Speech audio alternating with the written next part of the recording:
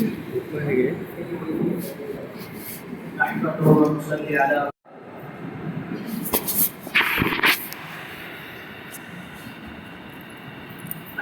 پارہ تلاوت کیا گیا، اس میں تقریباً سورہ مومنون اور سورہ نور تلاوت کی گئی اور سورہ فرقان کا کچھ حصہ۔ سورہ نور کی جو آخری آیات ہے اس میں اللہ تبارک و تعالی معاشرت کے کچھ اصول بتلا رہے ہیں۔ اس میں سب سے اہم موضوع جو ہے دعوت کا ہے، کھانے کی دعوت۔ مدینہ منورہ میں یہ جو آیت پڑھی گئی لیس علیکم لیس علی الاعمى حرج ولا علی الاعرج حرج ولا علی المریض حرج، کہ مدینہ منورہ میں یہ معقول بنا ہوا تھا کہ آپس میں بھائی چارہ اور بے تکلفی اتنی تھی کہ اگر کوئی کسی کی دعوت کرتا تو وہ دعوت میں صرف اکیلا نہیں جاتا، بلکہ دعوت کے وقت میں وہاں پر اس کے ساتھ جتنے لوگ ہیں، گھر کے ممبر ہو تو بہت اچھی بات ہے، نہیں تو وہ جو ایسے معذور قسم کے لوگ ہوتے ہیں، کوئی لنگڑا ہے، کوئی لولا ہے، کوئی کانا ہے، معذور ہے، یا کوئی ایسا جو ہے بعض مرتبہ ہماری زبان میں مانگنے والے ہوتے ہیں، اس قسم کے بھی لوگ ہوتے تھے، تو وہ ان کو بھی لے کر چلے جاتے تھے کھانے کے لیے۔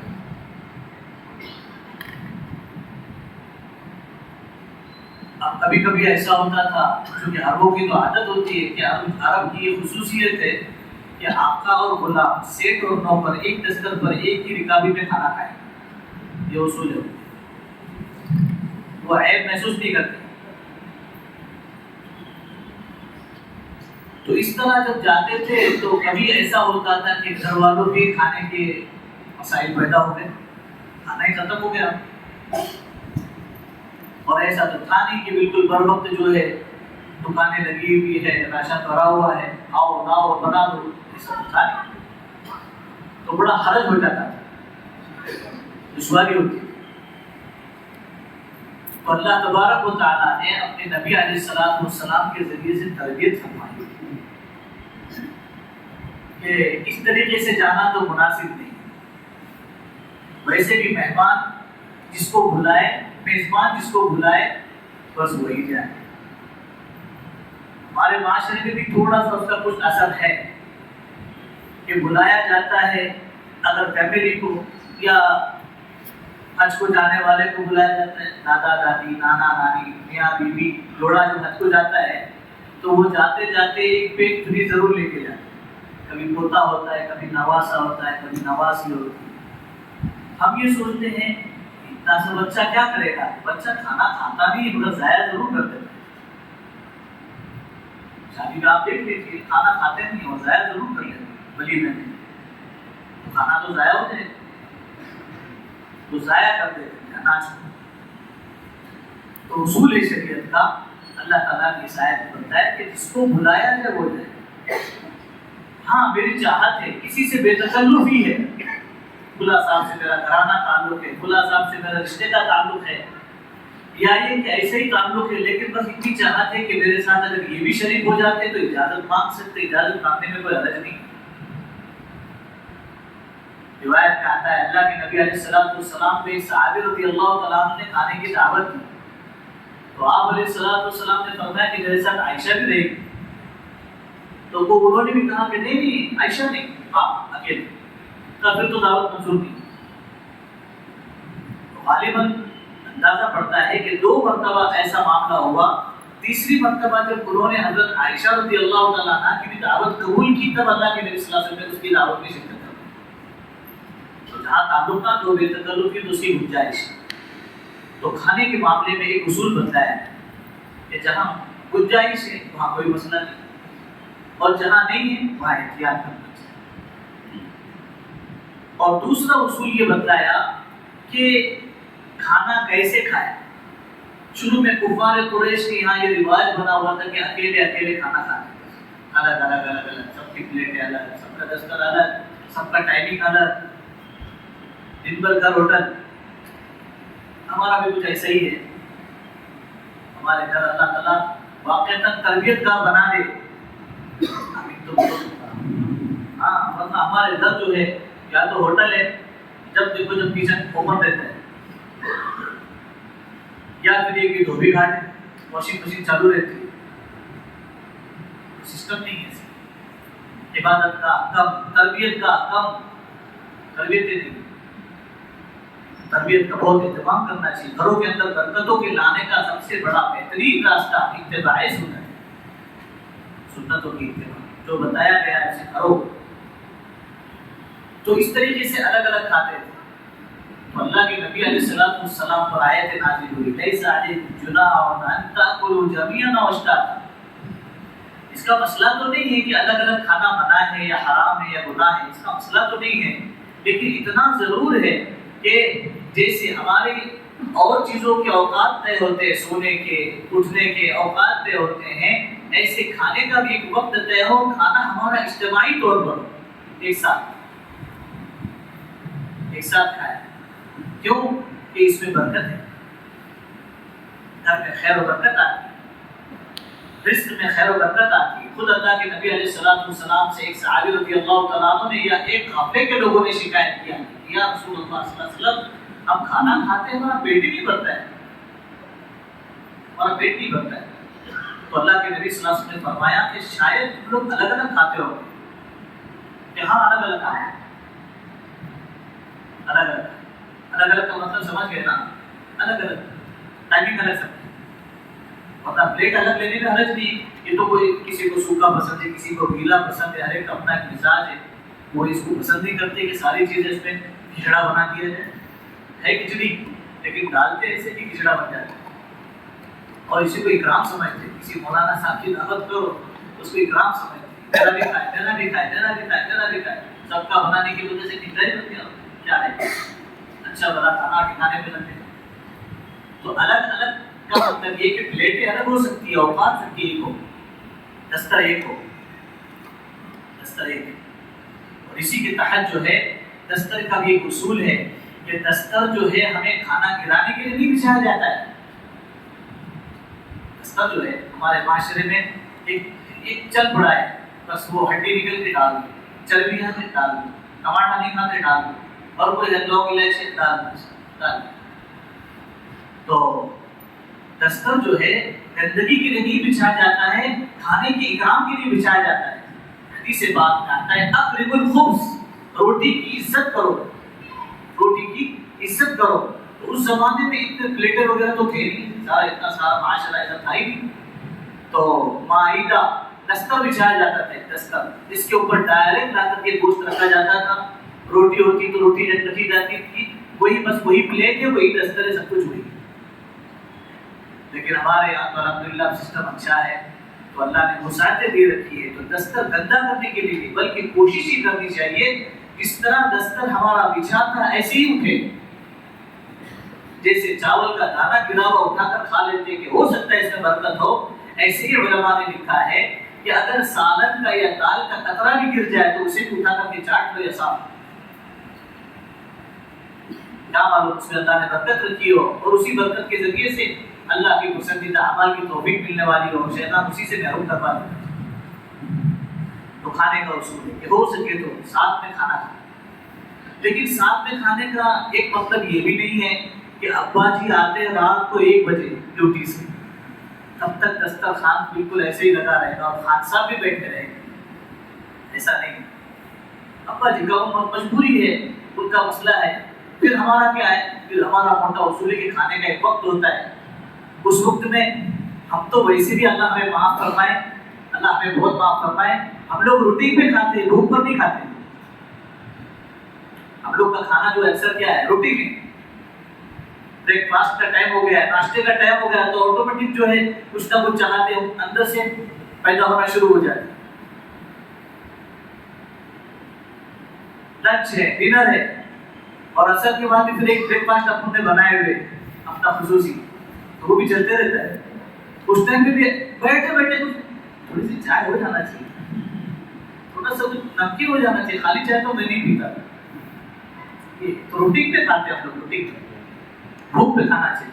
بھوک پر کھایا ہوا غذا بنتا ہے غذا بنتی ہے تو پھر طاقت آتی ہے، اور جب روٹین پر کھاتے ہیں تو غذا نہیں بنتی ہے، فوٹ پاتھ سڑا ہوا ہے، اندر وہ سڑ رہا ہے، معدہ بھی بولتا میرا کام نہیں، اتنا میں لوڈ نہیں لے سکتا ہوں کہ اور ایکسٹرا میرے کو ڈیوٹی دی گئی ہے، اتنا میں نہیں کر سکتا ہوں، تو ذرا سائڈ پہ ہٹاتا رہتا ہے، ہٹاتا رہتا ہے، وہاں سے ساری بیماریاں شروع ہو جاتی ہیں۔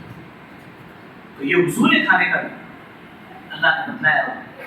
تو ساتھ میں کھانا کھانا چاہیے، سب کے ساتھ میں، ایک ہی چیز ہو تو اپنے سامنے سے کھائیں، ایک ہی چیز، ایک ڈش ہے بریانی پلاؤ تو اپنے سامنے سے کھائیں، الگ الگ ڈشیں رکھی تھی، کیا کہتے ہیں رام رائس، تھالا، تھال، تو تھال میں یہ سمجھ میں نہیں آتا کیا کھائیں، جو میں لینا چاہ رہا ہوں اوروں کی اس پر نگاہ ہے تو وہ دے کے نہیں دے، کیا کریں، اس کا سارا بھی وقت نکل جاتا ہے، تو اس کا بھی خیال رکھنا چاہیے، الگ الگ ڈشیں ہوں تو پھر ادھر ادھر ہاتھ لے جانے کی گنجائش ہے، ادھر سے لے ادھر سے لے کہیں سے بھی کھایا جا سکتا۔ تو کھانے کے دو اصول، ایک تو یہ ہے کہ جسے دعوت دی جائے وہ کھانا کھائے، وہ جائے، اور کسی کو لے جانا چاہیں تو اجازت لے لیں، اور دوسرا کوشش اس بات کی ہو کہ گھروں میں ساتھ میں مل کر کے کھائیں، اور ایسا وقت طے کیا جائے جس وقت میں سب کے بھوک کا تقاضا بھی پیدا ہو جائے، آپس کے مشورے سے ہونا چاہیے۔ جب یہ کریں گے تو پھر گھر کی جو زندگی وہ تربیت گاہ بنے، ہر تربیت گاہ بنے، اور وہاں سے تربیت والی اعمال انسان کے ہونا شروع ہو جائے، اور جب کھا رہے ہوں تو نگرانی ہو باقی سنتوں کی رعایت کے ساتھ کھانا ہو رہا ہے کہ نہیں، کبھی بھی پانی پیتے، کبھی بھی کچھ بھی کھاتے، اس کے ساتھ بھی کسی کو بھی کھا سکتے، حالانکہ ایک بہت بڑا چیپٹر ہے طب نبوی میں اللہ کے نبی علیہ السلام سے مستقل ایک مضمون یہ نقل کیا گیا ہے، کس کو کس کے ساتھ ملا کر کھاتے تھے اور کس کو کس کے ساتھ کبھی نہیں کھاتے تھے، یہ بالکل ایک چیپٹر ہے بات ہے، اس کو پڑھنا چاہیے۔ اللہ کے نبی صلی اللہ علیہ وسلم کے کھانے کا طریقہ اور کھانے کی چیزیں، کتاب آئی بھی باقی، شمائل ترمذی کے نام پر بھی، شمائل کبریٰ کے نام پر بھی کتابیں آئی بھی باقی ہے، تو اس میں اس مضمون کو باقاعدہ پڑھ کر کے اپنے گھروں کے اندر اس کو برتنا چاہیے تاکہ ہمارا کھانا بھی عبادت بنے۔ تو ایک تو کھانے کا اصول بتایا، دوسرا اپنے گھر میں داخل ہونے کا اصول بتایا کہ جب اپنے گھر میں داخل ہو تو سلام کرو، اجازت لے کر کے اپنے گھروں میں سلام کرو، اجازت، سلام جب کیا اندر سے اگر آواز نہیں آ رہی تو تھوڑا توقف کرو، ٹھہر جاؤ، دوبارہ سلام کرو، تیسری مرتبہ سلام کرو، اگر آواز نہیں آ رہی ہے تو کوئی حکمت عملی اختیار کر کے تھوڑا سا توقف کرو۔ صحابی نے عرض کیا کہ یا رسول اللہ صلی اللہ علیہ وسلم میرا خود کا گھر ہے، پھر اتنی دیر اور اتنا ٹائم لگا لیتا، کیا تم یہ پسند کرتے ہو کہ جن کے پاس تم جا رہے ہو وہ تمہیں گندی حالت میں نظر آ جائے، اگرچہ وہ تمہاری ماں ہو، نہیں پسند کرتے تو ذرا تھوڑا توقف۔ پیارے نبی علیہ السلام کی مبارک سنت، چھوٹا سا گھر تھے، چھوٹے سے گھر تھے سارے، لیکن جب بھی مسجد سے نکل کر کے گھر کے قریب آتے، پردے سے تھوڑا قریب ہوتے تو اس وقت میں تھوڑا کھنکارتے، اس کو کہتے کھنکار، تو کھنکار دیتے تاکہ اندر والے باہر ہو جائیں، کوئی ہو تو ٹھیک ہو جائے، کوئی باہر سے غیر محرم عورت آئی ہے تو پردہ کر لے، تو پردے میں آ جائے، تو سلام کرنا، اجازت دینا۔ جس گھر میں لوگ رہتے ہیں اس گھر کا تو یہ مسئلہ، لیکن جس گھر کو بھی ہم کھول رہے خالی ہے بالکل، اس وقت میں کیسے سلام کریں؟ اس وقت بھی سلام کا حکم ہے، اس وقت میں بھی سلام کا حکم ہے، جب کوئی ہے تب تو سلام کریں گے، السلام علیکم ورحمۃ اللہ وبرکاتہ، یہ پورا سلام ہے، لیکن جب گھر خالی ہے، اب میں بول رہا ہوں تو کہا اس وقت میں بھی کچھ مخلوق اندر رہتی ہے، ڈرو مت، اور گھر میں جا کے بولو مت، وہ مخلوق کبھی نکلی تو پریشان ہو جاؤ، تو مخلوق رہتی ہے، فرشتے بھی رہتے ہیں، گھروں میں فرشتے رہتے ہیں، باقاعدہ آتے جاتے رہتے ہیں، اس لیے روایت میں آتا ہے جہاں کتا ہوتا ہے، تصویریں ہوتی ہے، اس گھر میں نہیں آتے، اس گھر میں نہیں آتے۔ بہار کا رہنے والا، اس نے مولانا سے کہا ہو مولانا بہت اچھی بات ہے، جب فرشتے نہیں آتے تو پھر ملک الموت بھی نہیں آئے گا میرے گھر میں، تو پھر میرے تو روح قبض کرنے کا مسئلہ ہی نہیں رہے گا۔ تو مولانا نے جواب دیا آتے ہیں، لیکن وہ پھر جو عذاب کے فرشتے ہیں وہ آتے، رحمت کے نہیں آتے، عذاب کے آتے۔ تو جب بند گھر ہے تو بند گھر میں جب داخل ہو رہے ہیں تو اس وقت میں اجازت کا تو مسئلہ نہیں، سلام کا مسئلہ ہے. السلام علینا وعلی عباد اللہ الصالحین. کہاں ہے یہ جملہ؟ التحیات میں دوسرا ہے. ایک تو السلام علیک ایھا النبی ورحمۃ اللہ وبرکاتہ، پھر دوسرا السلام علینا وعلی عباد اللہ الصالحین. یہ جملہ جو ہے جب خالی گھر میں داخل ہوئے تو یہ سلام، خالی جگہ پر جا رہے تو سلام. اگر جواب آئے تو ڈرے نہیں، کوئی نیک جنات ہوگا یا تو فرشتے ہوں گے، کچھ کریں گے نہیں انشاءاللہ. اور ہمارے ایمان کی کمزوری کو دیکھ کر اللہ جواب فرماتے بھی نہیں، ٹھیک، ورنہ جواب بھی آتے. تو اس کے لیے خالی گھر کے اندر بھی سلام کا اہتمام کرنا چاہیے تاکہ ہمارے گھروں کے اندر خیر و برکت ہے. صحابی رضی اللہ تعالیٰ عنہ نے عرض کیا کہ یا رسول اللہ صلی اللہ علیہ وسلم، گھر میں تنگی بہت رہتی ہے، آپس میں لڑائیاں بہت ہوتی ہیں، ہمارے آپس میں کسی کی بنتی نہیں ہے. تو اللہ کے نبی صلی اللہ علیہ وسلم نے فرمایا جب بھی اپنے گھر میں داخل ہو تو سلام کرو، سلام کرو. اپنے بچوں کو سکھائیں باقاعدہ سلام. چھوٹے چھوٹے بچوں کو، بیٹا تم نے سلام نہیں کیا میں نے آج تک کیا، تھوڑا زور سے کر لو بیٹا، تاکہ ہمیں بھی تمہاری برکت کی دعائیں مل جائے، سلامتی کی دعائیں مل جائے. اس لیے سلام کا اہتمام کرنا چاہیے اپنے گھروں کے اندر. اور اسی کے ساتھ ساتھ جو ہے آج شب جمعہ ہے تو آج کی رات جو ہے عبادات کی رات میں عبادت کرنا چاہیے. اللہ کی جتنی حیثیت دی ہے اتنی حیثیت عبادت کرے. شب جمعہ میں جو ہے ایک تو رات میں سورہ دخان کے پڑھنے کا حکم ہے. حدیث پاک میں آتا ہے سورہ دخان 25ویں پارے میں ایک سورت ہے کہ اگر وہ شب جمعہ میں یعنی آج کی رات اگر کوئی پڑھ لیتا ہے تو اللہ تعالیٰ اس کی مغفرت فرماتا ہے. مغفرت کا اجر چل رہا ہے. تو اس کے لیے ایک بہانہ اور ایک سبب یہ بھی ہے تو ہم کوشش کریں کہ اپنے گھروں میں جا کر عبادت کا اہتمام، درود پاک کا اہتمام.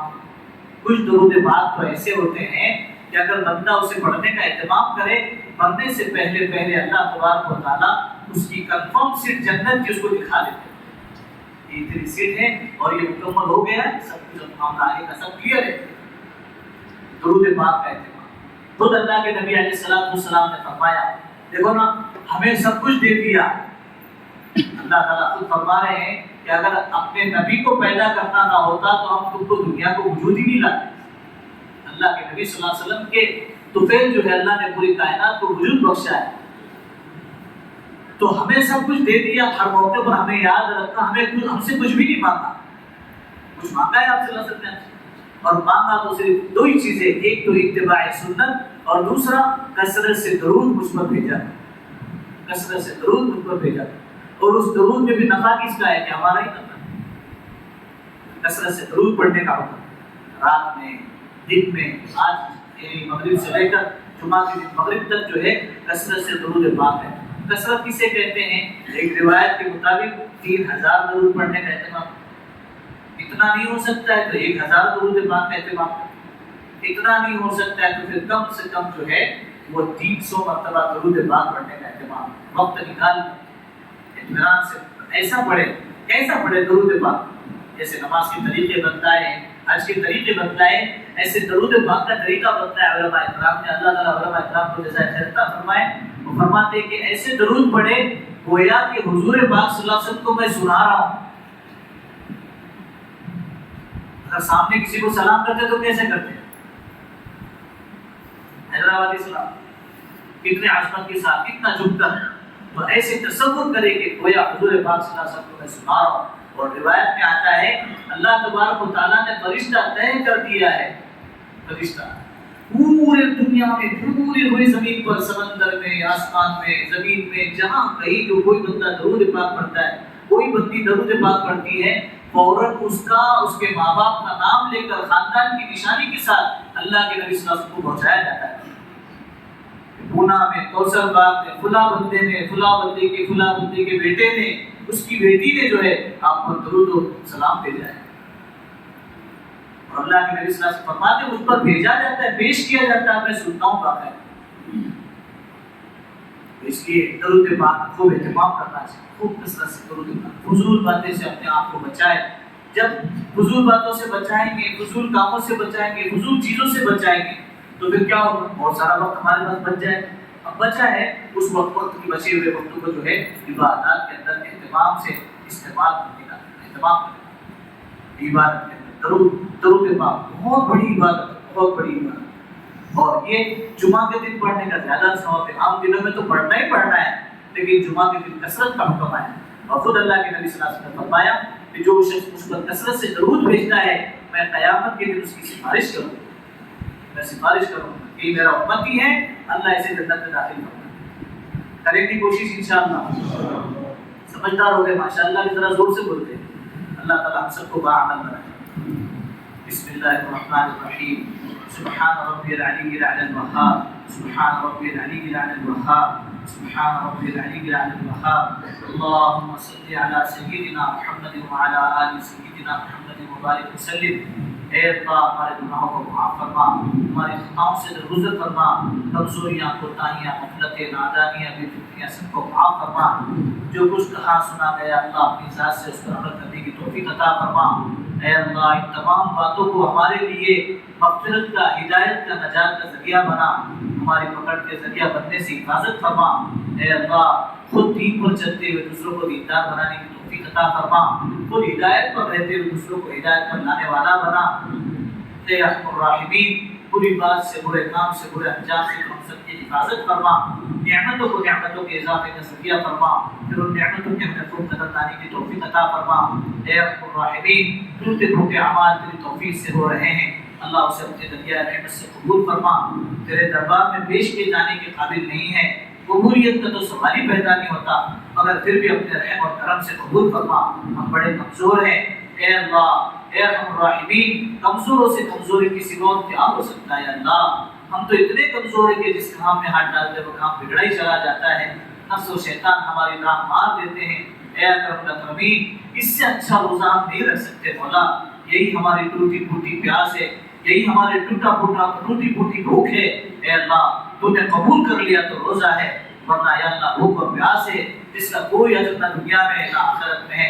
اے اکرم الاکرمین اس سے اچھا قرآن نہ ہم سن سکتے ہیں نہ سنا سکتے ہیں. یہی ٹوٹی پھوٹی ہماری تلاوت ہے. اے ارحم الراحمین بہت سارے حفاظ تیرا کلام پاک سنا رہے ہیں. اے اللہ سب کو قبول فرما, ان کی برکت سے ہمارا بھی قبول فرما, ان کی برکت سے اللہ ہمارا بھی قبول فرما. اے اکرم الاکرمین اے اللہ کسی غلطی پر اور کسی غلطی پر ہمارا مواخذہ نہ فرما, ہماری پکڑ نہ فرما. اے ارحم الراحمین اس سے اچھی نمازیں ہم نہیں پڑھ سکتے, یہی ہماری ٹوٹی پھوٹی نمازیں ہیں. اے ارحم الراحمین اسے اپنے دریا رحمت سے قبول فرما. اے اکرم الاکرمین بقیہ اعمال کی کثرت سے کرنے کی توفیق عطا فرما. اے اللہ اپنے پسندیدہ اعمال کی ہمیں دولت سے مالا مال فرما. اپنی رضا والے کاموں پر ہماری مدد فرما, اپنی ناراضگی والے کاموں سے ہماری حفاظت فرما. رمضان کی برکتوں سے بیڑا پار فرما, رمضان کے انوار و برکات سے مالا مال فرما.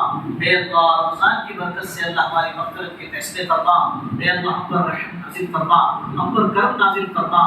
اللہ ہم تیرے رحم کے کرم کے عادی ہو چکے ہیں. جب سے ہوش سنبھالا ہے تب سے ہمارے ماں باپ نے, ہمارے استاد نے تیرے رحم پڑھائے ہیں. بسم اللہ الرحمن الرحیم پڑھایا ہے, تیرا کرم پڑھایا ہے. ہم تیرے رحم کے عادی ہو چکے ہیں, ہم تیرے کرم کے عادی ہو چکے ہیں. ہم تیری ناراضگی کو ذرا بھی برداشت نہیں کر سکتے. اے اللہ اپنی خصوصی رحمتیں ہم پر نازل فرما. اللہ اپنی خصوصی رحمتیں ہم پر نازل فرما. ہم اچھے نہیں ہیں اللہ, ہمیں اچھا بنا دینے کے فیصلے فرما. اے اللہ ہمیں اچھا بنا دینے کے فیصلے فرما. مرنے سے پہلے سمجھ جانے کی توفیق عطا فرما. مرنے سے پہلے سچی پکی توبہ کی توفیق نصیب فرما. بہت جلدی وہ وقت آنے والا ہے. یا اللہ کوئی ہماری آنکھ بند کر رہا ہوگا, یا اللہ کوئی ہمارے کپڑے اتار رہا ہوگا, یا اللہ کوئی ہمیں نہلا رہا ہوگا, یا اللہ کوئی ہمیں کفن پہنا رہا ہوگا, اے اللہ کوئی ہمیں اپنے کندھوں پر اٹھا کر لے جا رہا ہوگا, یا اللہ کوئی ہمیں منو مٹی کے نیچے دبا رہا ہوگا. اے اللہ اس وقت میں کام آنے والی ذات تنے تنا تیری ہی ہے. اے ارحم الراحمین اس وقت میں جس پر تو رحم فرما دے اسے کسی کی ضرورت نہیں ہے. اے اللہ اس وقت میں جس کا مسئلہ کٹائی میں بڑھ جائے, اے اللہ اس کے بعد کی منزل تو اور بھی زیادہ دشوار ہے. اے اللہ مرنے سے پہلے سچی پکی توبہ کی توفیق نصیب فرما. اے ارحم الراحمین اے اکرم الاکرمین ہمارے سفید کپڑوں سے اے اللہ لوگ تو دھوکہ کھا سکتے ہیں, تو دھوکہ نہیں کھا سکتا. یا اللہ ہماری میٹھی باتوں سے لوگ تو دھوکہ کھا سکتے ہیں, تو دھوکہ نہیں کھا سکتا۔ یا اللہ اے ارحم الراحمین، اب تو کیا ہے ہمیں خوب پتہ ہے، ہم سے زیادہ تجھ کو پتہ ہے۔ اے اللہ ہمارا ظاہر کچھ ہے، ہمارا باطن کچھ ہے۔ یا اللہ ہماری خلوت کچھ ہے، ہماری جلوت کچھ ہے، ہمارے مسجد کے بول کچھ ہیں، ہمارے بازار کے بول کچھ ہیں۔ اے ارحم الراحمین، تجھ سے کچھ بھی ڈھکا چھپا نہیں ہے۔ ہم ظاہر کے بزرگ ہیں، باطن کے مکار ہیں۔ یا اللہ اب کسی اور کو نہیں، اپنی ذات ہی کو دھوکے دے رہے ہیں۔ اے اللہ مرنے سے پہلے سمجھ جانے کی توفیق عطا فرما۔ یا اللہ مرنے سے پہلے سمجھ جانے کی توفیق عطا فرما۔ اے اللہ مرنے سے پہلے سمجھ جانے کی توفیق عطا فرما۔ اے اللہ زندگی میں بہت سے رمضان ہم نے دیکھے ہیں، تب رمضان ہمارا کھاتے پیتے پہنتے اڑتے گزر گیا ہے۔ یا اللہ ایک رمضان تو نے مقدر کا یہ نصیب فرمایا ہے۔ یا اللہ اس کا بھی آدھا حصہ غفلت میں گزر چکا ہے مولا، ہمارے پاس کچھ نہیں ہے مولا۔ اے اللہ آج بھی ہم وہی خالی دامن والے ہیں، بدبودار اعمال لیے پھر رہے ہیں۔ یا اللہ ہمارے بدن سے زیادہ ہمارے دل کالے ہیں۔ یا اللہ ہمارے بدن سے زیادہ ہمارے دل کالے ہیں۔ اے اکرم الاکرمین، ایسے دل پر نہ تیرا کلام اثر کرتا ہے، نہ تیرا نام اثر کرتا ہے۔ اے ارحم الراحمین، اے اکرم الاکرمین، ہمیں معاف کر دے مولا، ہمیں معاف کر دے مولا، ہمیں معاف کر دے مولا۔ ہماری پکڑ کر کے تجھے ملے گا بھی کیا مولا؟ اب تو ویسے ہی لٹے پٹے مسافر ہیں مولا، اب تو دنیا کے دھتکارے ہوئے ہیں مولا، دنیا کے راستے کیے ہوئے مولا۔ اے اللہ دنیا کے راستے کیے ہوئے مولا، اب تو ویسے لٹے پٹے ہیں مولا، ہمارے پاس کچھ نہیں ہے۔ اے ارحم الراحمین، اے اللہ ہماری عبادتیں تیرے سامنے ہیں مولا۔ اے اکرم الاکرمین، ہماری عبادتیں تیرے سامنے ہیں، ہمارے گناہ تو گناہ ہیں، ہماری نیکیاں خود گناہ ہے مولا، ہمارا استغفار خود قابل استغفار ہے۔ اے مولا، اے اللہ اگر تو ناراض ہو جائے تو ہم برباد ہو جائیں گے۔ اللہ دنیا میں ہمیں معاف فرما دے، آخرت میں ہمارے لیے بہت گنجائش پیدا فرما دے۔ اللہ ہمیں کئی مجرموں کے سب میں شامل نہ کر دینا مولا، ہمیں کئی مجرموں کے سب میں کھڑا نہ کر دینا۔ اے ارحم الراحمین، ہم پر بہت رحم فرما، ہم پر بہت کرم فرما۔ اے اللہ اپنا خصوصی رحم کرم ہم پر نازل فرما۔ اے اللہ یہ رمضان کی برکت سے ہمیں نیک اور صالح بنا، اپنا پسندیدہ بندہ بنانے کے فیصلے فرما، اپنے پسندیدہ اعمال کی دولت سے مالا مال فرما۔ اس وقت میں تیرے مقبول بندے جو دعائیں مانگ رہے ان کی دعاؤں میں ہم حقیر فقیر ذلیلوں کا بھی حصہ شامل فرما۔ اے ارحم الراحمین، بہت سے بندے اے اللہ تیرے در پر، تیرے نبی کے در پر حاضر ہیں، اے اللہ ان کی دعاؤں میں بھی بلا استحقاق ہمارا حصہ شامل فرما، ان کی عمروں کو قبول فرما۔ اے اللہ ان کے طواف کو قبول فرما، ان کی وہاں کی عبادتوں کو قبول فرما۔ اے اللہ ہمیں بھی اپنے در پر، اپنے نبی کے گھر پر اے اللہ اپنی مقبول حاضری بار بار سعادت نصیب فرما۔ اے اللہ اپنے گھر والوں کے ساتھ بلانے کے فیصلے فرما۔ اے ارحم الراحمین، جن لوگوں نے دعاؤں کے لیے کہا کہنا چاہتے تھے نہ کہہ سکے، جو ہم سے امید رکھتے ہیں تمام کی جائز مقاصد میں کامیابی فرما۔ اے اللہ امت مسلمہ کی بے کسی پر رحم فرما، جہاں کہیں مسلمان پریشان حال ہے ان کی بھرپور مدد و نصرت فرما۔ اے اللہ اے ارحم الراحمین، بڑے حالات ناسازگار ہے، مسجد میں بھی تراویح ادا نہیں کر سکتے مولا، روزوں کو ترس گئے، افطار کو ترس گئے، چھوٹے چھوٹے معصوم بچے اے اللہ زلزلے کی نظر ہوئے ہیں، اپنے ماں باپ کا انتظار کر رہے ہیں مولا، اپنے بیڈ روم کا انتظار کر رہے ہیں، اپنے کھلونے کا انتظار کر رہے ہیں، اپنی چیزوں کو تلاش کر رہے ہیں مولا۔ اے اکرم الاکرمین، کھلی چھت کے نیچے کیمپوں میں پڑے ہوئے ہیں، تیرے اللہ ان کا تیرے علاوہ کوئی نہیں مولا، اے اللہ تیرے علاوہ کوئی نہیں ہے۔ اے اللہ بھرپور مدد و نصرت فرما، مظلوموں کی مدد فرما، اے اللہ مظلوموں کی مدد فرما، ظالموں کے ظلم کی صلاحیتوں کو سلب فرما، اے اللہ ظالموں کے ظلم کی صلاحیتوں کو سلب فرما، اے اللہ ظالموں کے ظلم کی صلاحیتوں کو سلب فرما، ختم فرما، ان کے ناپاک ارادوں میں انہیں ناکامیاب فرما۔ اے اللہ توبہ کی لائق کو انہیں توبہ کی توفیق عطا فرما، ایمان کے لائق کو ہدایت کی دولت سے مالا مال فرما۔ اے اللہ صحیح سمجھ ہدایت کی توبہ کے لائق نہ ہو، اے اللہ ان کی سازشوں کو انہیں پر الٹنے کے فیصلے فرما، اے اللہ ان کی سازشوں کو انہیں پر الٹنے کے فیصلے فرما۔ اے ارحم الراحمین، ہم بہت کمزور ہیں یا اللہ ہم ظلم برداشت نہیں کر سکتے مولا، نہ مظلوم کا ساتھ بھی نہیں دے سکتے مولا۔ اے اللہ اے اکرم الاکرمین، تیری سامنے ہم اپنے ٹکڑے سنا رہے ہیں، اللہ ہماری فریاد سن لے مولا، سن لے، تیرے علاوہ کوئی سننے والا نہیں ہے، ہم بڑے بے بس بے کس سے مولا، ہم بڑے بے بس بے کس سے مولا، اے اللہ ہم بڑے بے بس بے کس سے مولا۔ اے ارحم الراحمین، اے اکرم الاکرمین، اپنے اختیار سے اپنا گناہ چھوڑ سکتے ہیں، اپنے اختیار سے اپنا نیکیاں کر سکتے ہیں، تیرا فضل، تیرا رحم ہے، تیرا کرم ہے، اتنی گندگیوں کے باوجود بھی تو اپنے گھر میں بلا رہا ہے، تیری مہربانی ہے مولا۔ اللہ اب تو ذرا کسی سے ناراض ہو جاتے ہیں، اسے تو اپنے گھر پہ کیا ہوٹل میں بھی چائے پلانا پسند نہیں کرتے مولا، تو نے اپنے گھر میں بلایا ہے، تیری مہربانی ہے مولا۔ عبادت کے فیصلے فرما، عبادت کے فیصلے فرما، ہم نے مانگا اپنے گمان کے مطابق، ہماری ضرورتوں کو تو ہم سے زیادہ بہتر جانتا ہے، اپنے اپنے وقت پر عافیت کے ساتھ اپنی شان پوری فرما۔ حضور اکرم صلی اللہ علیہ وسلم نے خیر کے نئے سے جتنی بھی دعائیں مانگی ہیں سب کا حصہ نصیب فرما، جتنی شروع سے بنا مانگی ہے اب سب کی پوری پوری حفاظت فرما، ہماری دعا کو اپنے فضل و کرم سے حضور پاک علیہ الصلوۃ والسلام کی برکتوں سے قبول فرما۔ صلی اللہ علیہ نبی کریم، آمین۔